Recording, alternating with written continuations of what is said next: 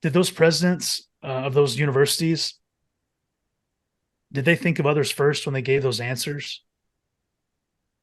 As people were calling for the genocide of Jews and Antifada and shouting from the river to the sea on campuses where people are fearful for their lives, are they thinking of others first?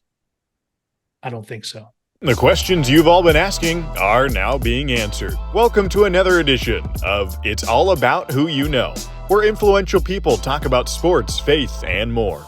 Your host is a former Oregon State wrestler, an MMA fighter, and a wrestling coach. Brought to you from Las Vegas, Nevada, here's your host, Christian Robertson.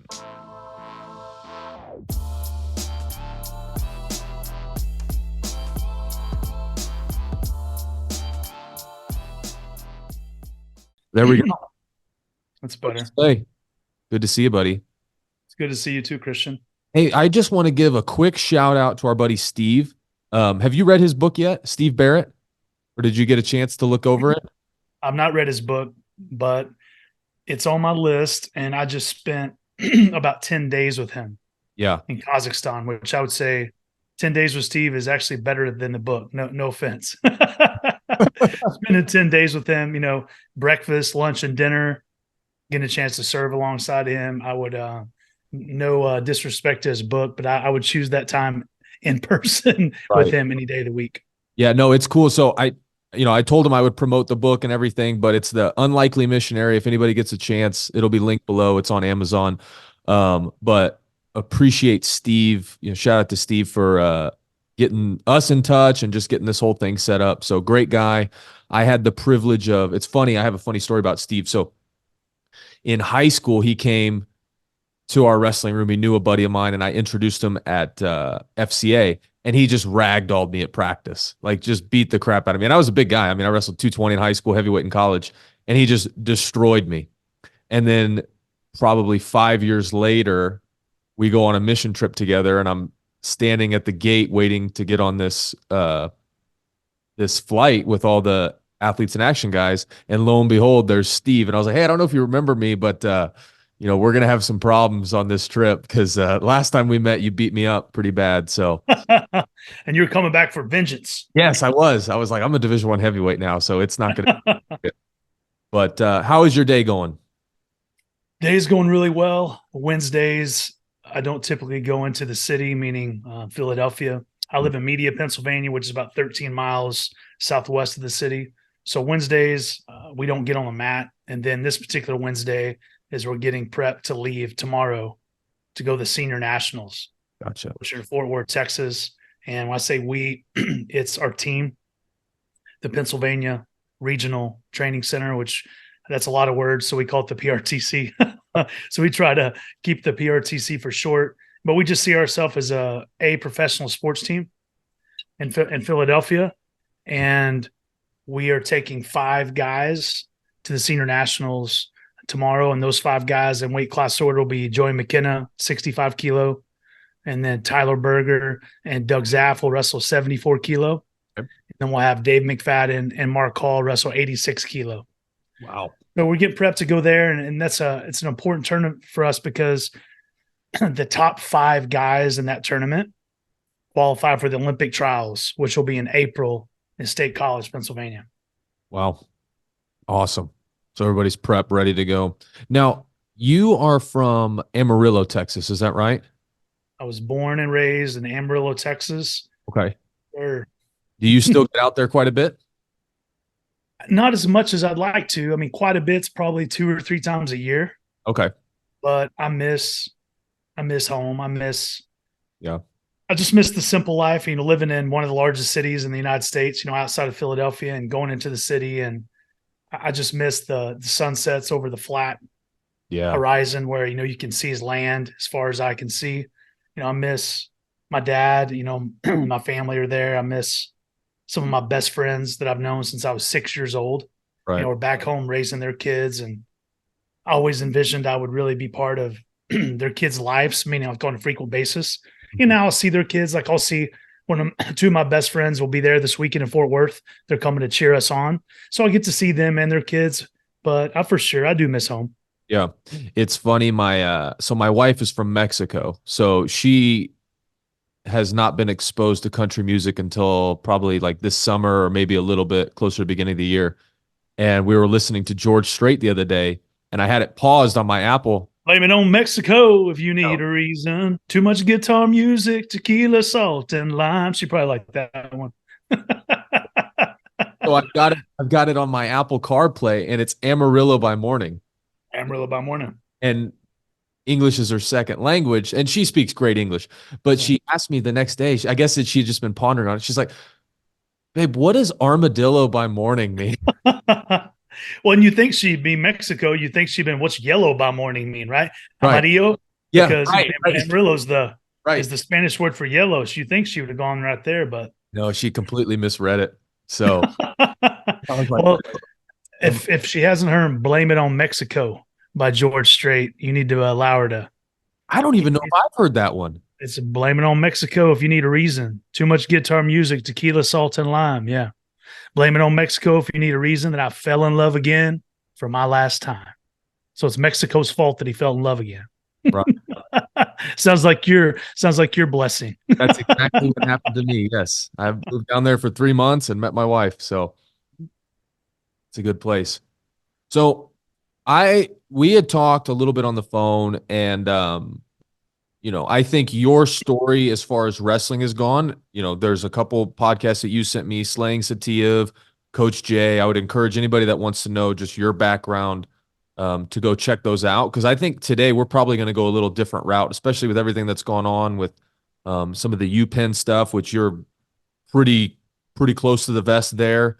And then some other things that you would expressed to me that you would like to talk about, and especially like cultural issues. But let's start off with just let's start off with the congressional hearing. So what has been, first of all, why did they need to get brought in before Congress? Because I haven't, that was the first thing I saw about the UPenn situation. So has there been, pro-Palestinian protests, anti-Semitic stuff? What's been going on at UPenn that you've seen and that caused them to go in? Well, so just to be real clear, I go down to Penn Monday, Tuesday, Thursday, and Friday. The PRTC, we train in Penn's wrestling room. We also train in Drexel's wrestling room. We're a partner with Penn and Drexel's only 1 block away. So Penn and Drexel are literally like side by side universities. And want to be really clear, I do not walk up and down campus because I don't have classes there anymore. I'm an alumni, but I'm not going to classes anymore. I hang out mostly near the wrestling room. So it's not like I've experienced or been part of seeing tons of protests, or not, it's not like I videoed and took notes on everything being seen. But I would say just my trust in reading the Daily Pennsylvanian, listening to students, reading what had been written by many different news sources, not just one, is that, clearly Penn was, experiencing a lot of, call it pro-Palestinian, pro-Hamas, anti-Israel protests where Jewish people on the campus of the University of Pennsylvania felt threatened, felt unsafe. And I think that the truth is you could have brought more than just 3 presidents to the congressional hearing. I mean, they chose specifically Harvard, MIT, and Penn. And as you may know, Harvard and Penn are 2 Ivy League schools. MIT is one of the best universities in the world as well. They chose those 3 schools, but they could have easily have chosen, many other ones. But for particular reasons that those 3 schools had definitely had anti-Semitic protests on their campus. And that's where that started, for my opinion. And, the congresswoman from New York chose to ask those 3 presidents the specific questions that she asked them. Now, what was the basis behind their answering? Because it doesn't seem like, I can't imagine that that's what they believe. Is that streamlined from, the board of trustees or the dean's office? Like, how do they come up with those answers? Because I can't imagine if that congresswoman would have said, is it okay to call for the death of Black people, or is it okay to call for the death of trans people? Right. Their answers would have been the same. It seems very politically and even, us being Christians, spiritually driven. What what do you see as that, like, as the issue there, as far as Yeah, it's really interesting. With AI now, artificial intelligence, they were able to, insert that Congresswoman's question um, as connected to what you just said. They inserted Black people, the genocide of Black people, the genocide of LGBTQ, the genocide, um, of Asian Americans. And clearly, when it came across that way, it sounded as bad to me, just as bad as then when she asked for, what do you feel about calling for the genocide of the Jewish people? I mean, it's the point is it's all sin. It's all missing the mark. It's all bad. It's all wrong. And their answers. This is my opinion. I believe it's true. I really believe, and I've read some documentation to point to this, is I believe that all three of those presidents, I believe they hired a law firm to meet with them to go over potential questions they may be asked. I'm sure that those law firms gave them what they perceive to be wise counsel in regards to how to answer those questions. And it seems to me that all three presidents stuck to the script, meaning we want to put a flag in the ground for free speech. We don't want to condemn any particular race, country, ethnicity, etc. And it seems to me that all three presidents stuck to the script of it depends on the context. And I love the way that the Congresswoman from New York answered that. So it depends on the context, meaning like until they go through with the murder of all Jewish people, like that's when it becomes harassment. That's when it becomes wrong. And I think she did a great job of taking it to that next step. And I would say kind of why I'm just like speaking on this and passionate about it. As a Penn alumni, I really thought, what a fantastic example. No, opportunity is the better word. What a fantastic opportunity for former President Liz McGill to separate herself from the other two presidents and say, regardless of what my peers at the other two universities say, at the University of Pennsylvania, we believe that the calling for genocide of Jewish people is blatantly wrong. It's harassment. It's evil. It should be condemned. At every inch of the campus, the University of Pennsylvania, we won't call for, and any student that's involved in doing that is going to be punished to the point of being expelled from school. Right? What if she would have done that, said that, and then the other two, the Harvard president, the MIT president, what if they would have stuck to their depends on context? How would that have made Penn look? How would that have made her as a leader look? I mean, she may have potentially secured her job for the rest of her life at the University of Pennsylvania if she'd actually said that, and most importantly, lived up to that. Right. So these demonstrations that have been going on, is that because it's kind of like, back in COVID times when people were rioting, it's almost like now they have to go back and punish people for things that have already been done or things that have been done. Is that playing a role in them not condemning? Because I've always understood that free speech is allowed as long as it's a call to action towards violence, like physical violence, and you brought up a good point that I think it was the Harvard. I think they all said it because they all had a script, and it was very clear that they all met with the same people. What it seemed like, correct? Yeah, and it seemed like when they were asked. One of the answers, and this was the thing that was most astounding, was she said, if it leads to the action, then it'll be, well, it's like, and then so the outright murder, like, so you're telling me, so if it leads to the murder of a person, that's when it becomes harassment. And I think that's when the, Congresswoman, she was just, I think she was in awe. Yeah. She was shocked. That's why she gave her like, I'm going to give you another opportunity. Like, listen, the answer is yes here. It is harassment. It should be condemned. There should be ramifications. There should be discipline for any person on Penn's campus, or by the way, Harvard, MIT, or any other university. Any place really around our country. I think that we should not allow that. Because there's difference. I mean, in free speech, somebody could be Republican, Democrat, Independent. That's the beauty of our country. You have the freedom to say what you want to say. But when you start calling for I think a lot of times people don't know what words mean. Right. Meaning, like, I think there's chunks of people that don't even know what genocide means. Right. They don't understand that genocide means like the total destruction of, in this particular instance, the Jewish people. Yeah. So it's not just calling for murder of one person, right? This is the destruction of all Jewish people. And I think a lot of people are like, oh, you're overreacting. Like, no, we are not people that have the viewpoint that I have. We're not overreacting.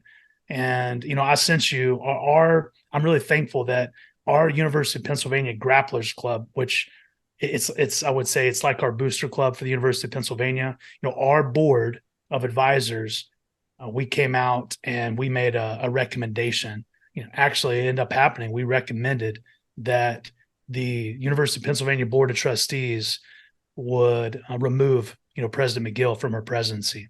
And the next day, that happened. And this is not some pat on the back for us, for the Grapplers Club, or myself at all. I just think it was the right thing to do. Yeah. And I'm thankful that the next day she ended up resigning. And I'll leave a link to that because I did get a chance to read it and it was very well written. That letter that you sent me, I believe you tweeted it out, but I'll send a link. I'll put a link to that Twitter post down below if anybody else wants to read it. So, but yeah, very well written. Now, was that the only club that had sent, or because Penn, I mean, we're like, it's not a great track record with some of this stuff. Like, it feels like Penn is really standing on the wrong side of history. They've, completely obliterated women's sports with the Leah Thomas, like streamlined that. Now, is this Liz McGill? Is she at the forefront of that issue as well? Because that's an ongoing thing.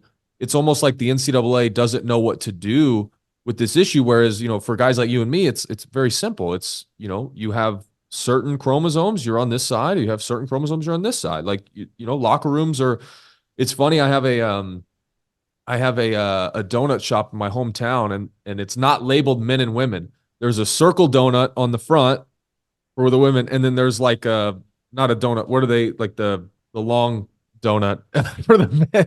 They call them like eclairs, long johns. Yeah. Yeah. So it seems very like clear, but Penn is just getting everything.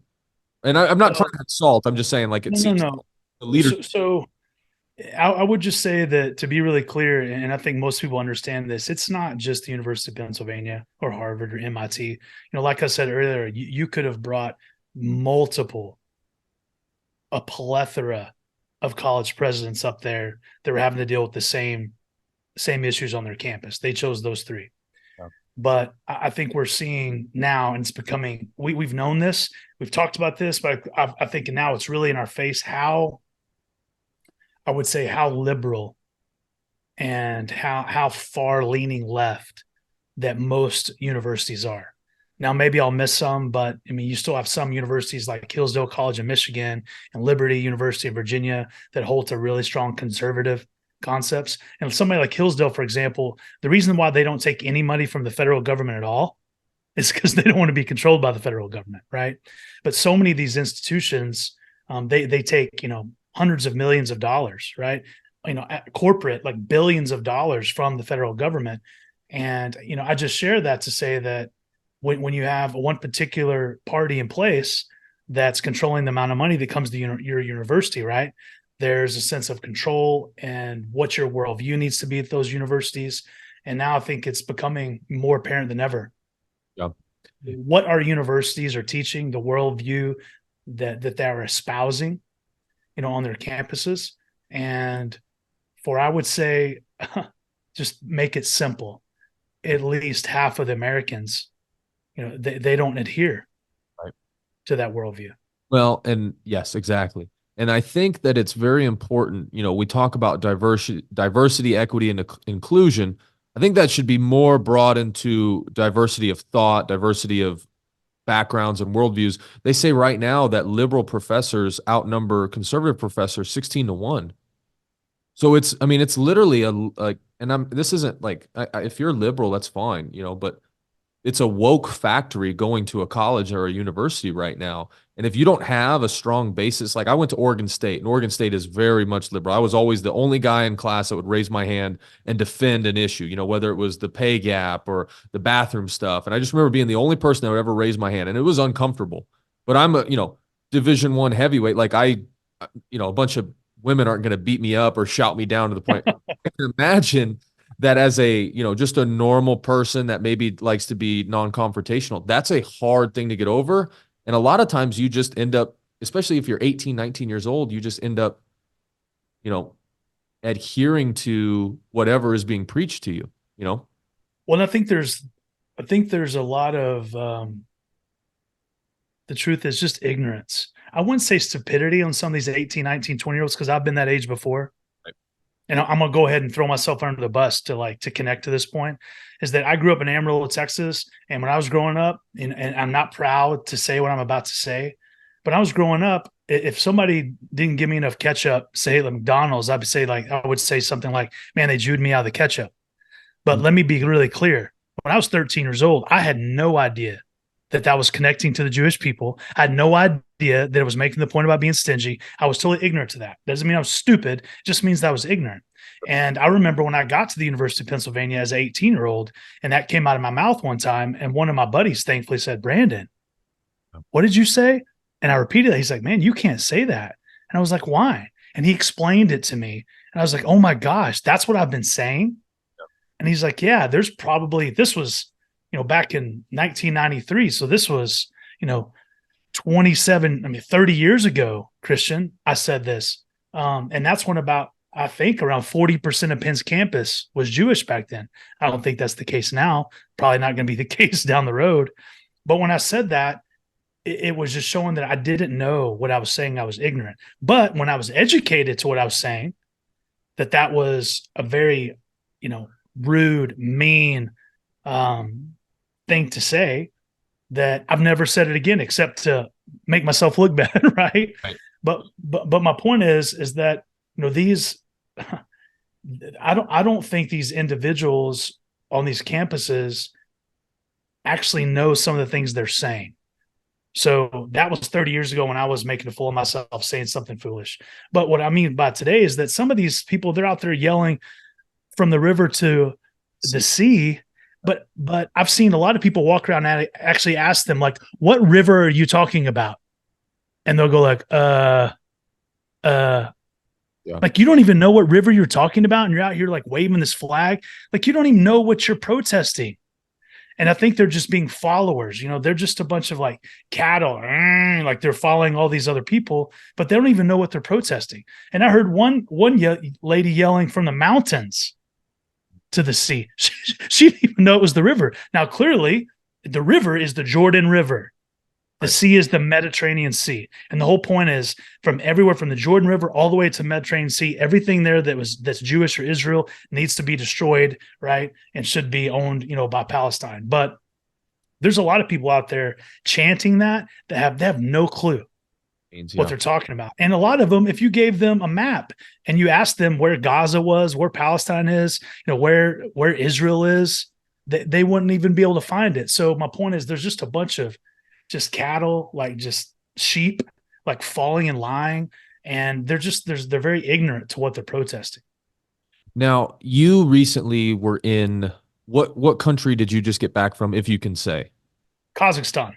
Now, Kazakhstan is it Muslim run, or is it just mainly Muslim people? No, it's predominantly, I would say it's predominantly a Islamic country. I would say run by, Muslims. The majority of the people you come across that you would see in Kazakhstan would be, they would be Muslim. Yeah. So how does this? Because I've had some. So I had a teammate. I've had a few teammates, but I had one in particular at one point, and he made some. He was a Palestinian individual, and he had made some remarks about Jewish people that I chalked up to, okay, that was kind of like a funny joke and nothing more, whatever. Now seeing all this stuff, especially since October 7th, it really seems like, no, this is actually a deep-seated belief that Jewish people should not exist. And I'm not saying that's how he feels personally. Like if he had the gun, he would be firing it. But within a lot of people's worldview, and especially within a Muslim worldview, adherence to the Quran and the teaching of Muhammad, there is a deep-seated belief that Jewish people should not exist, and there are, religious enemies there. What, and I don't know enough about, honestly, Steve would be a better person to ask. He Yeah. sent me this entire 60-page thing one time. Yeah. I read through it about the differences in the faiths. But what is the perception that you've seen? And then if you know anything about the religious ties, but just being in Kazakhstan and seeing, being in a predominantly Muslim country, what are some of the takeaways that you have from there, around this issue, around the Jewish people? Like, how do they feel about them? What is their cultural, like, takeaway? That was a long question. Yeah. So yeah, I for sure have some thoughts on that. I would say our time over in Kazakhstan, which I was there with Jordan Burroughs and Joey McKenna, and thankfully both those guys had a great training camp, and they end up winning the tournament. Saw So it that. was a great experience from that perspective, because that's my job, to go over there, right, to coach them to perform. But the blessing is that when we go to these other countries, we're not just there to wrestle.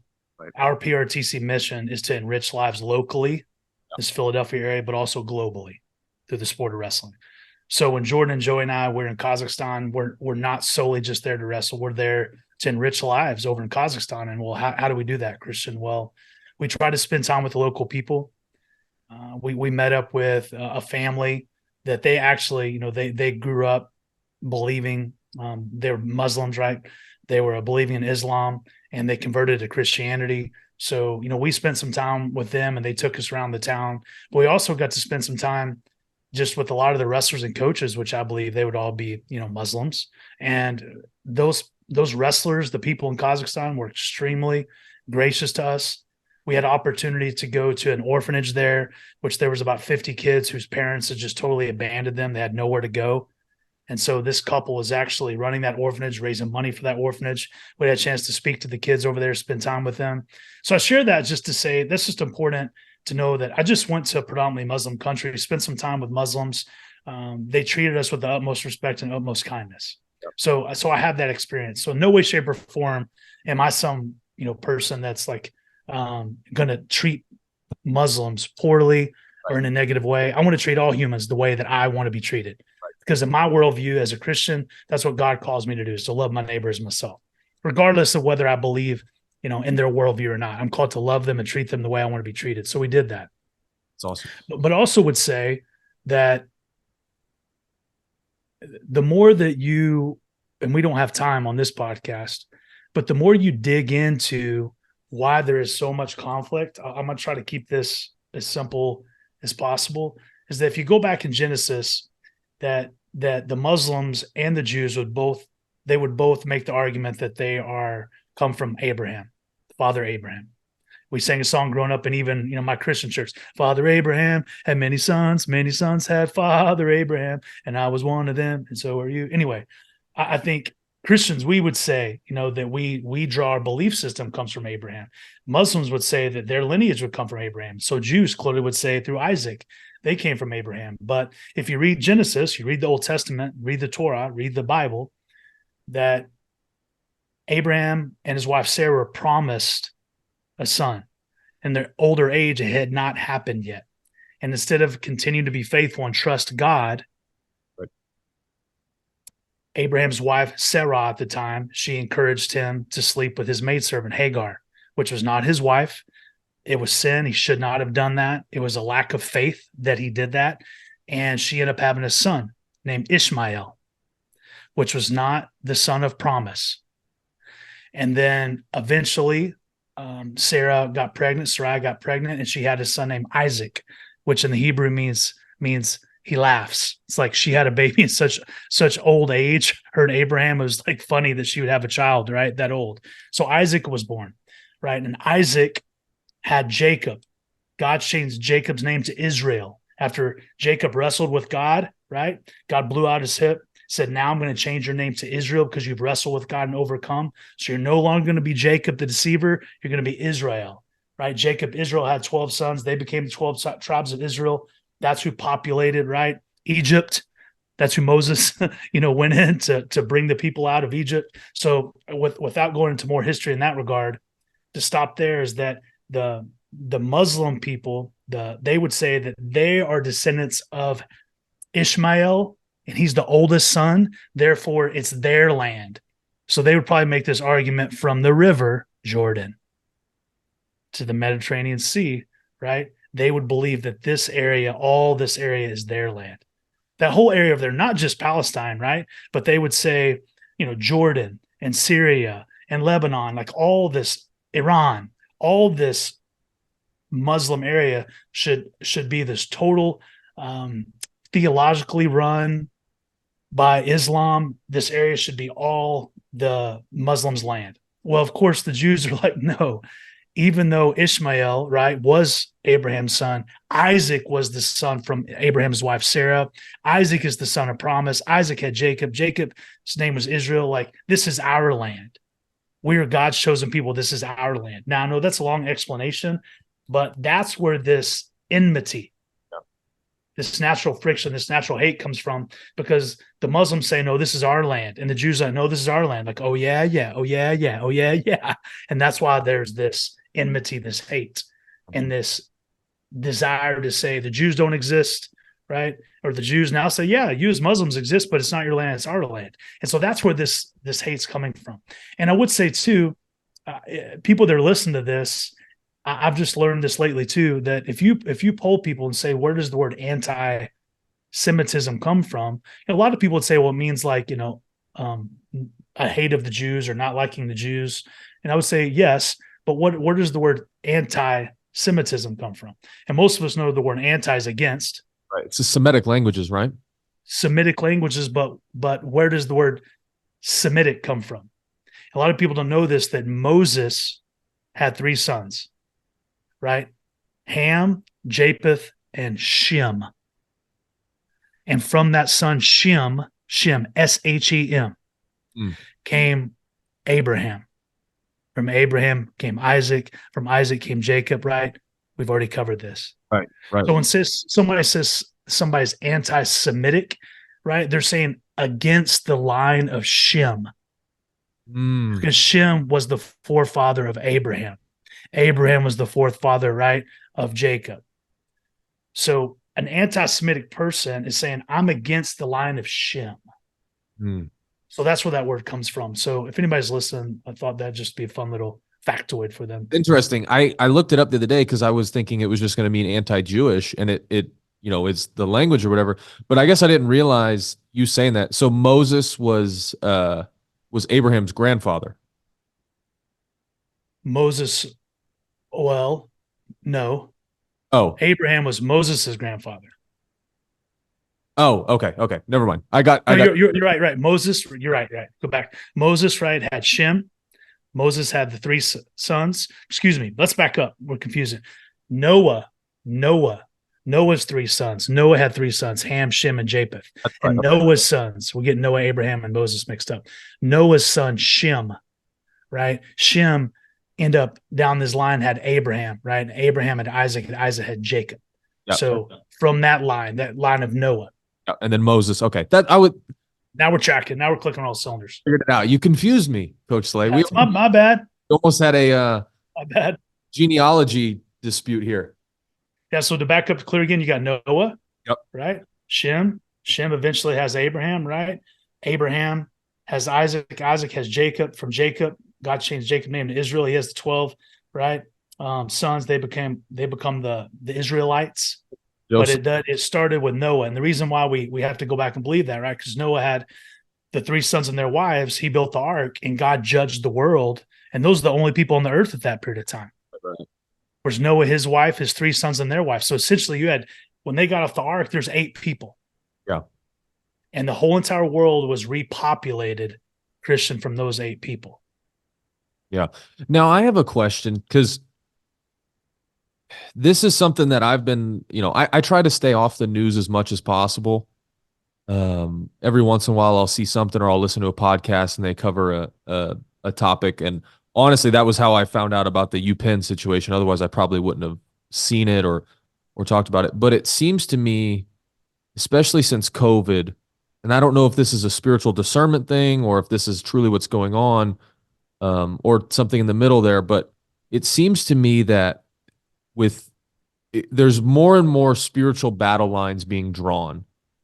And I think, the Bible talks about, that they will mistake right for wrong and wrong for right. And, the things about the end times. It seems to me that every cultural issue is dividing, it starts with liberal conservative, should we wear a mask? Should we not? People are dividing over that. Should we take a vaccine? Should we not? And it's like, as Christians, we see this in a certain way.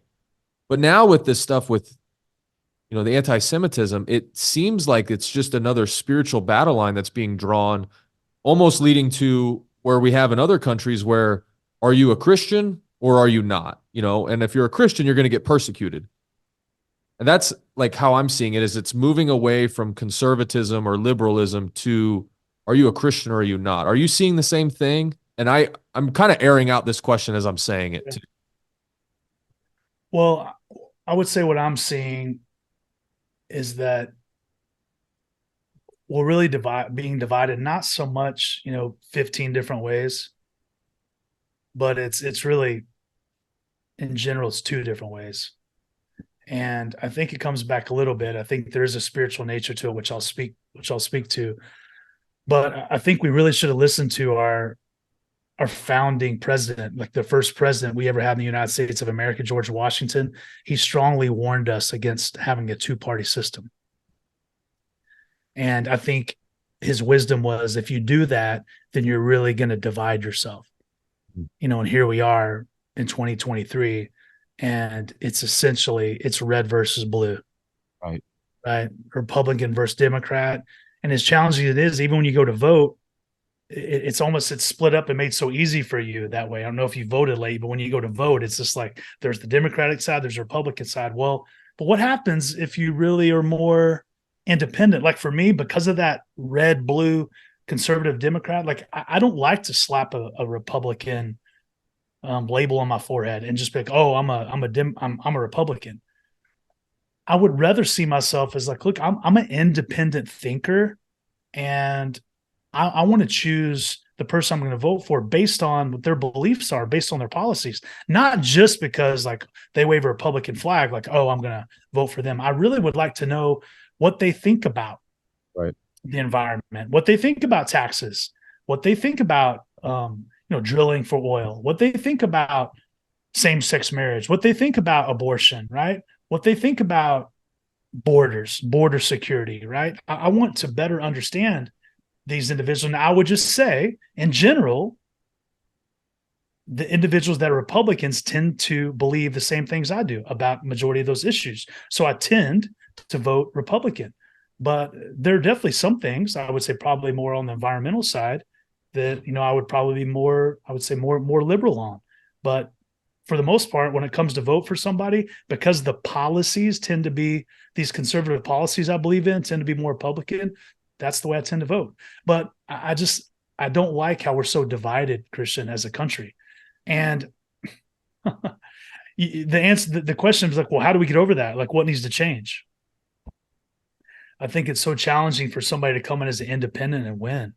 Yeah. Because that person would have to connect. They would have to connect they would have to connect Democrats. They'd have to connect Republicans in a way that both sides trusted them. And they could end up having the influence to make a difference, in our country. And I would say it's not impossible. With God, all things are possible. But I'd say that's what's really challenging, is that person would have to have the ability to be able to connect on both sides and get respect and build a consensus on both sides. But back to your question again, like, we are divided more than ever before. And, what's sad is that it's hurting families.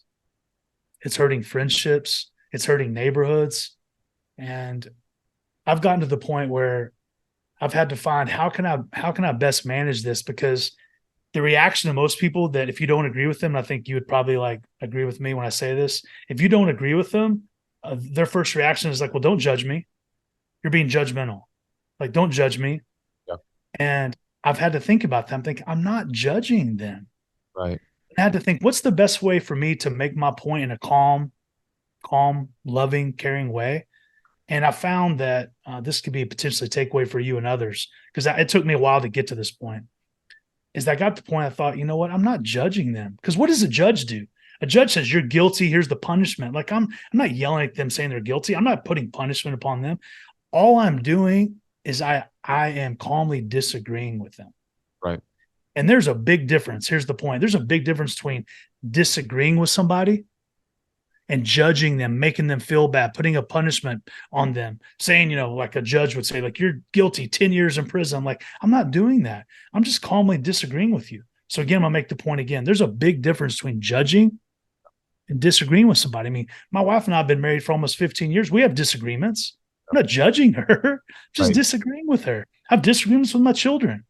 I have disagreements with some of my wrestlers I coach. I have disagreements with people in my family, but I love them. I adore them. I would die for all of them, but it's okay for me to disagree with them, and I'm not judging them. But too often it's like we get, hey, judgy wudgy, judgy wudgy was a bear. Like all of a sudden people want to jump on that train and make you feel like you're a bad person because you disagree with them. I mean, having healthy disagreements is okay. I talked about this with my Bible study recently where, Jesus says they will know you're Christians by your love. And it always seems like we're hearing Christians are so judgmental and Christians are so hateful. And I almost wonder if that's a misconception of what's really going on. Now, sometimes it's true, like people can be judgmental, but I know, especially with the trans issue, I had a buddy call out a man, dressing as a woman at church and just say, hey, listen, I care about you. You're coming here, but you're living a lie. And this person, went off on a tyrant and said or a tirade and said you're a judgmental, all this stuff. But I know for a fact my friend was coming at it from a place of love, and I want you to experience, the fullness that this life and that God has to offer you. And you're coming into church doing this, and nobody's telling you the truth. And so, like, I think that's where, I think a lot of times is, there's obviously it's a case by case thing, right? But when Jesus said, they will know you're Christians by your love, I do think a lot of times that gets misconstrued as being judgmental, being hateful. You're not for us. This is my truth. Who are you? That's so exclusive. And for us as Christians, it's just, we know where life is and we want to point you to it. In a loving way. Right. In a loving way. In a caring, loving way. And by the way, a non-judgmental way, meaning I'm not going to jam a big sign right in your face and make you feel like horrible per Right. se for a decision you're making. I mean, that doesn't, if I did that with people in my family, that wouldn't bode well for me. Right. Right. Well, I mean, I need to connect with them. I need to build a relationship with them. They have to know that they have to feel loved by me. They have to feel connected with me. And then I've kind of earned the right to speak my opinion, right? My belief into their life. And that just tends to go a lot better, versus attacking somebody, making them feel unloved, unwanted. And I don't think that's the right way to do it. But unfortunately, in our culture, that's what both sides are doing. Unfortunately, both sides are doing that. All these protests, they're not handling themselves correctly in that way. All of these, people, I would say, gosh, being attacked. I mean, lately, this anti-Semitic attack, I mean, people are getting attacked and clearly killed all around the world for what their beliefs are.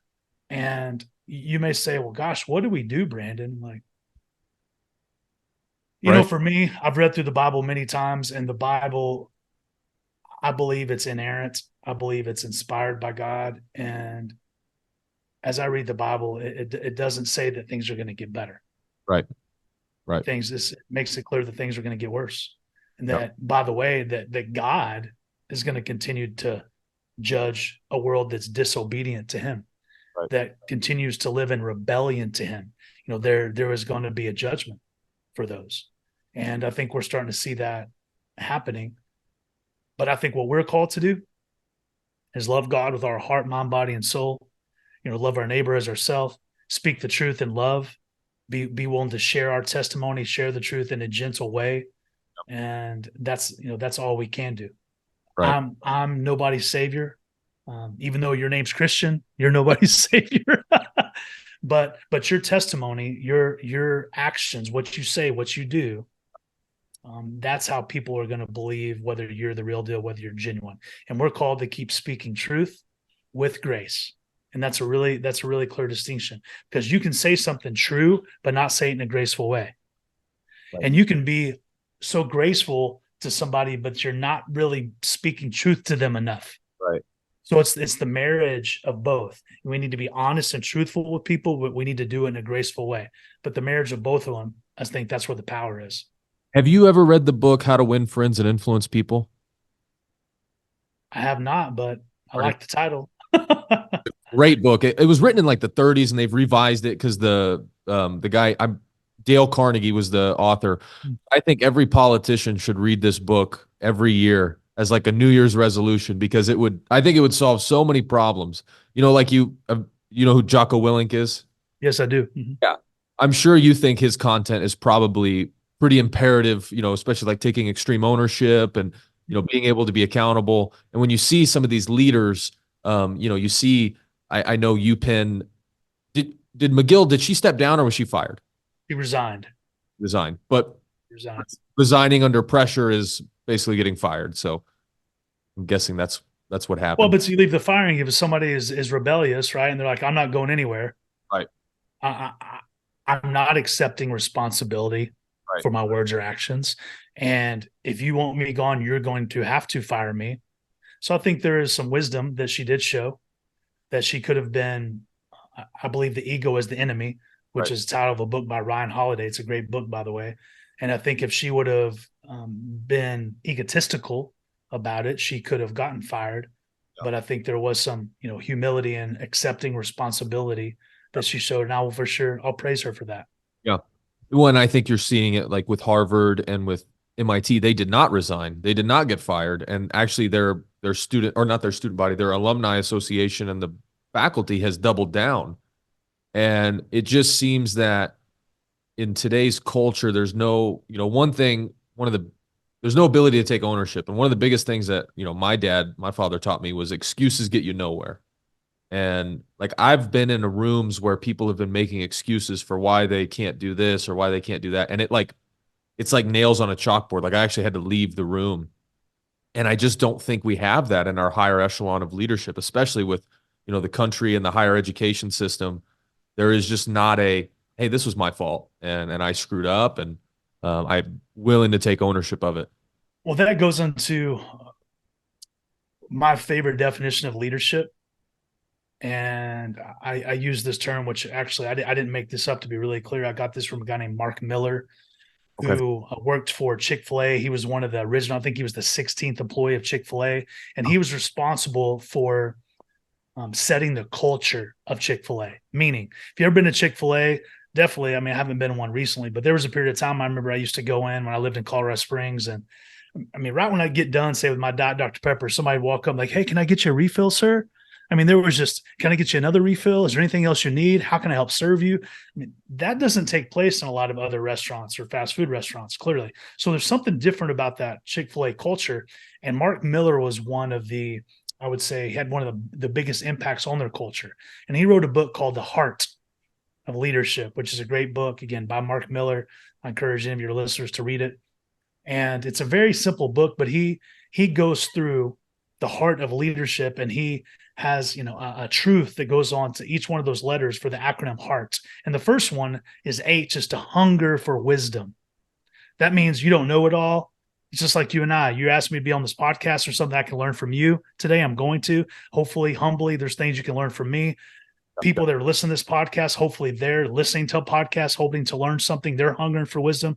How do you hunger for wisdom? You listen to podcasts, you read books, you read God's word, you pick up a book on the confident, mind. I could keep going. You just books, podcasts. Oh, by the way, spend time with other people that may be older than you, more experienced than you, and ask them questions and learn from them. But you have to hunger for wisdom. Number one, that's H. You don't know it all. You want to know more. The next is E is to expect the best. And that's somebody with a positive attitude. It's like coming on this podcast today, like I'm expecting this is going to be a great time. I've never spent time with you, but I'm already having a great time. I had a positive attitude coming on. I think I can just see it in you. Like you're excited to do the podcast. We're expecting the best in the podcast. I want to expect the best out of the day. I'm going to Fort Worth this weekend. I'm going to expect the best out of my wrestlers. Versus the opposite is like, man, I can't wait. I got to do this dang podcast with Christian. And you're like, I got to do this podcast with Brandon Slay. And today's going to be horrible. It's like Eeyore the donkey, right? It's like, oh, it's probably going to rain today. Winnie the Pooh is like, it's going to be a great day. And Eeyore's like, oh, it's probably going to rain. Like Winnie the Pooh expects the best. Eeyore expects the worst. So you got a hunger for wisdom. H, E is to expect the best. Now, this A is what we've been talking about that I think that these leaders of these universities aren't doing. A is to accept responsibility. And too many leaders in our culture right now, whether it's the presidents, plural, of the United States in the past, or presidents of universities, or just everyday folks that we come in contact with at a coffee shop that say they brought me the wrong coffee, instead of saying, "Hey, I'm so sorry, I made that mistake." I mean, sometimes they'll just go, they're going to make another and they give it to you, and they don't even say they're sorry. They don't even accept responsibility for their simple mistake they made. But great leaders do accept responsibility when you make a mistake. I love some of my favorite interviews, like after a football game, for example, when a coach, let's just say, for example, he didn't prepare his secondary well enough, and the other team just had 580 yards passing, and the person comes in and goes, "Hey, coach, gosh, they really lit your secondary up. Why did that happen?" Now he could go, "Gosh, those guys, they had all their heads up their butt today. They don't know how to play this game." But the great coaches will go, "You know what? I did not prepare them well enough for this team. I take full responsibility for the lack of preparation for my secondary. Today's loss is on me." That's a great leader. Accept responsibility. Hunger for wisdom, expect the best, accept responsibility. R is to respond with courage.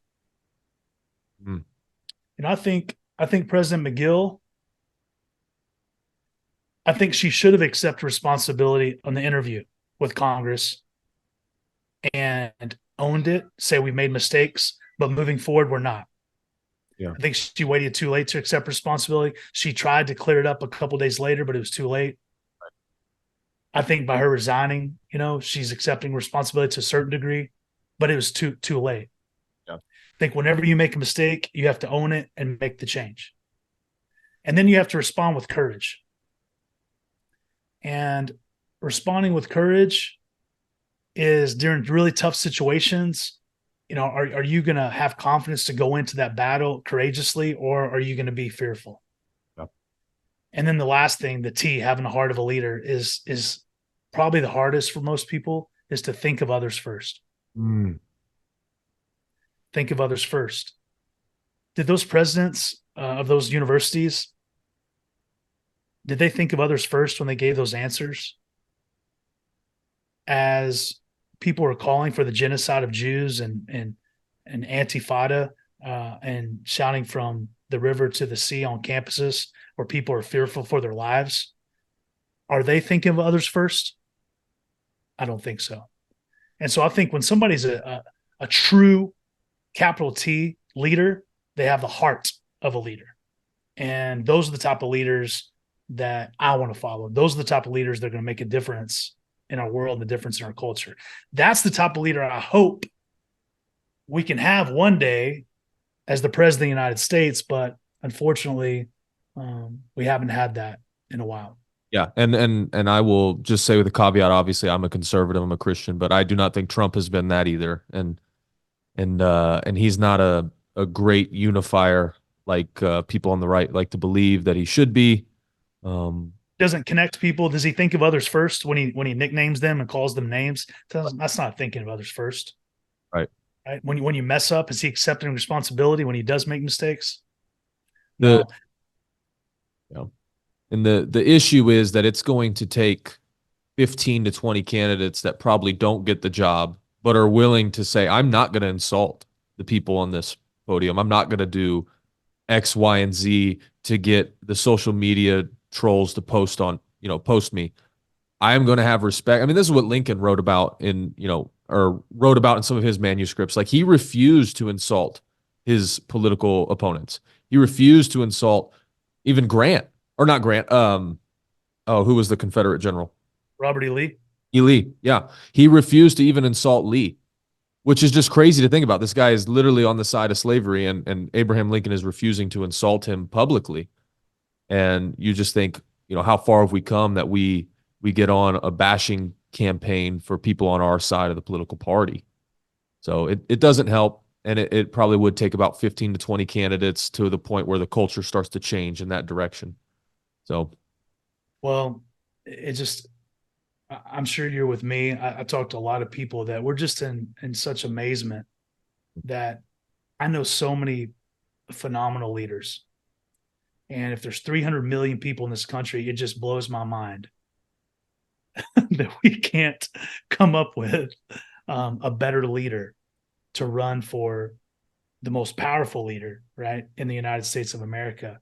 And I hope one day we'll have somebody that hungers for wisdom, expects the best, accepts responsibility, responds with courage, but thinks of others first, regardless of whether you agree with them or not. Right. Right. Brandon, you got 10 more minutes or you got to get going? I go 10 more minutes. There was something you brought up in the in our first conversation over the phone, and I'd kind of asked you about it, but you said the 3 P's, struggle, the 3 struggles: pleasure, possessions, and powers. And I really want to dive into this because, I kind of put a 4th P in there. It's more of like a side, but like pornography, I know, was a big part of my story, and that goes in obviously into the pleasures side of things, but just specifically, and I think that's kind of what you meant as far as like what you were talking about. But I do want to dive into this a little bit if we have 10 minutes, because that's where I want to take my platform at some point, is fighting that issue specifically. For sure. So I've had the honor of speaking at multiple churches, and when they do ask me to speak and they say, "Hey, what would you like to talk about?" This is the topic that I like to speak on. Mm-hmm. And the reason I'm really passionate about it is that in 2023, this has been going on for a while. We use this term worldview. Like, what's your worldview? And then you end up going to, what do you mean? My view of the earth, my view of the planet? Like, no, what the review, your view of human nature and the world and how they see this world, right? Spinning around the sun, like the cultures and the viewpoints and the beliefs that they share. That's what your worldview is. And, if you look at 1 John 2, 15 through 17, the Apostle John says, do not love the world or anything in the world. Right. And then if your brain's listening to that, you go, what do you mean, John? What's the world? And he ends up defining it. Right. He said the world are 3 things. And he calls it the cravings of the sinful nature. The next one is the lust of the eyes. And I'll explain these in a moment. And the third is the pride of life, a boasting of what a man has and does. So cravings of the sinful nature, the lust of the eyes, and a boasting of what a man has and does. Again, that's lots of words. And so I think, to simplify that, I think the cravings of the sinful nature, I'm going to call that pleasure, right? Whether that's pornography, because I think that would be a craving of a sinful nature, right? Whether that's pornography, but I also think that can be gluttony. That can be alcoholism. It can be drug addiction, right? You're wanting to feel good, the cravings of your sinful nature. You want pleasure to escape from the world, to escape from struggles you're having, right? You want to feel good. So I'm going to call that pleasure. The next one is the lust of the eyes, which you see something. I think really what John's describing, you see something and you want that thing. So you want to possess. I want that truck. I want that house. I want the mountain home. I want the beach home. I want that job. I want that Olympic gold medal. I want that state title. I want the NCAA title. I want the presidency, whatever it may be. And so I think the lust of the eyes is possessing something. It's possessing things or titles. So that's possessions. And then the boasting of what a man has and does, I would say, or a woman, right, is power. You want power. It's the pride of life. You want to be seen as something, bigger than you are. You want more power. And I think those 3 things, Christian, are 3 of the biggest problems on our planet, on the world. Yeah. You're right. If somebody has that worldview of like, don't talk to me about pleasure. If it feels good, do it. Right. Possessions, I'm going to try to accumulate as many possessions as I want. Power, it's all about, right, who has the biggest title. Like, no, all those are lies. And John goes on to say that if you love the world or anything in the world, he says the love of God's not in you. Then you're not aligned to God if you're loving and chasing after the world. And I think that's a great realization. But then you would love to, like, are there other cross references in the Bible? And I think in God's sovereignty there are.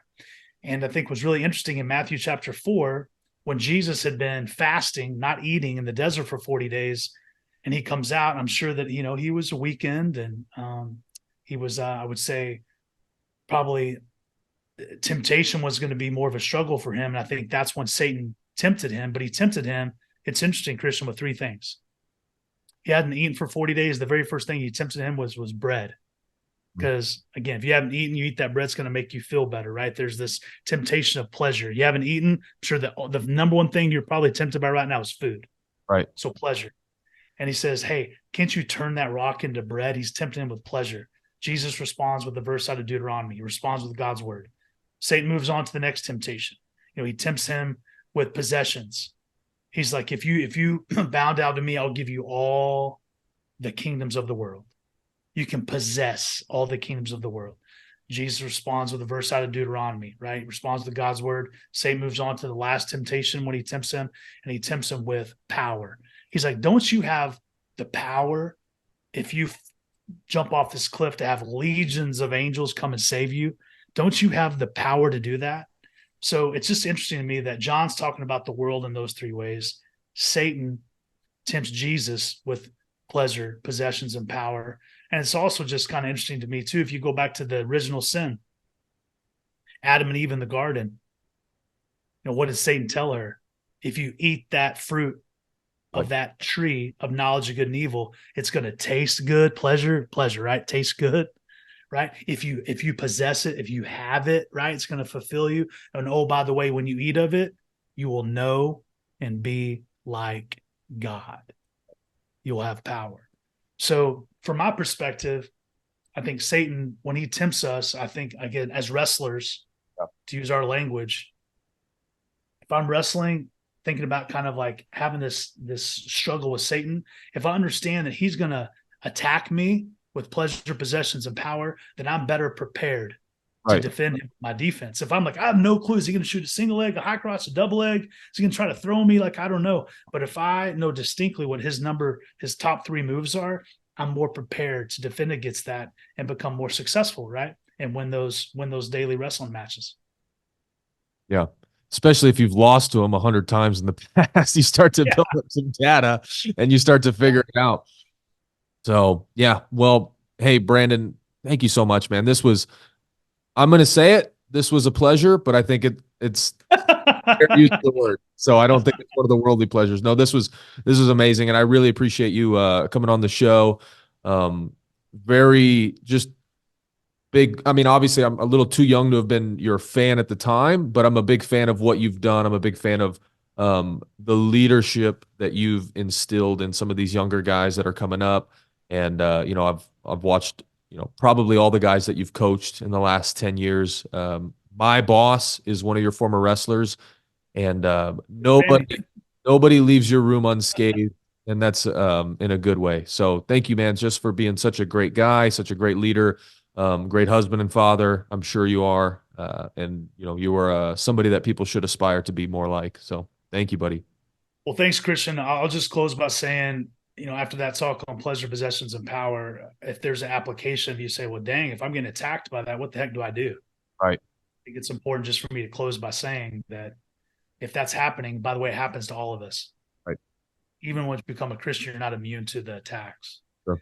I would just say if that's you and you're struggling with that, then you need to do 4 specific things. You need to get into, can't see it, but you need to get in God's word, Bible study. You need to pray, have communication with God, ask him to help you. Yep. Ask him to be there with you, ask for his strength, not yours. So Bible study, prayer, worship. And that's not just singing songs. That's a thankful attitude for all you've been blessed with every single day. You can worship in song, but you also can worship just with thankfulness, having a heart of thanksgiving. So worship. And the last one is really important, is to have fellowship. Yeah. It's just like you and I today, we're having this fellowship and speaking about truth and encouraging one another. You need to have that with other brothers in your life, sisters in your life, and hold each other accountable of the things you're struggling with. Be honest and candid and transparent and vulnerable with those individuals so they can pray for you, so they can encourage you, because we all struggle in all those 3 things. If you try to succeed on your own without Bible study, prayer, worship, or fellowship, I would say, to follow your hand gesture, you're going to get tanked. You're going to get destroyed. You're going to sink. And your life is not going to be joyous. Yeah. No, that's what I specifically when I was saying, porn was part of my past. It was part of my past. That was who I was. I'm no longer that because I got into a fellowship. I got accountability. I got the blocks on my phones. I've got, people keeping up with what I'm doing. And you cannot do it alone. If again, I'm just going to reiterate what you're saying. If you are struggling with any of these things, you cannot do it alone. There's no possible way. There might be some outliers out there that can will their stuff, but I would fair to say it's not a true addiction. It's just something that you like to do. If it truly is deep to your core and your spirit, you need help. So thank you for saying that. I appreciate that, Brandon. Doesn't take much to be a Christian. It takes everything. Yeah. Takes everything. Coach Slay, I appreciate you coming on the podcast, man. Thank you so Take much. care, Christian. Bye-bye. Yep. Good one.